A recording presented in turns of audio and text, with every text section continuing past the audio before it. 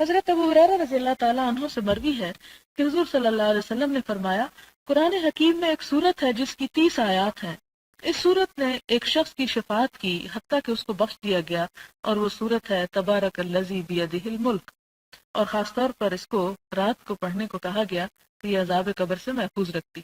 لیکن اسی صورت میں ہو سکتا ہے جب زبانی آتی ہو، ظاہر ہے کہ قرآن کھولنے کا تردد تو پھر کم ہی لوگ کریں گے، اور خصوصاً پھر اگر یہ کہا جائے کہ اب کون وضو کرے اور کون اسے پڑھے، تو کوشش کریں کہ یہ بھی چھوٹی سی صورت ہے، صرف 30 آیات ہیں، ایک روز کر لیں تو مہینے میں یاد ہو جائے گی، اور اسے آپ رات کو پڑھ سکتے ہیں۔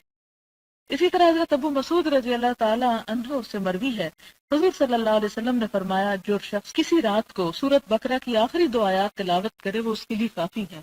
اور وہ ہے آمن الرسول بما انزل الیہ من ربہ سے۔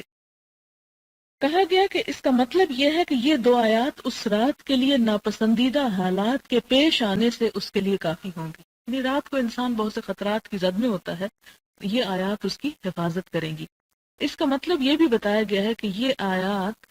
اس کے لیے رات کے قیام سے کفایت کریں گی، یعنی اگر وہ شخص رات کو تہجد نہیں پڑھ سکتا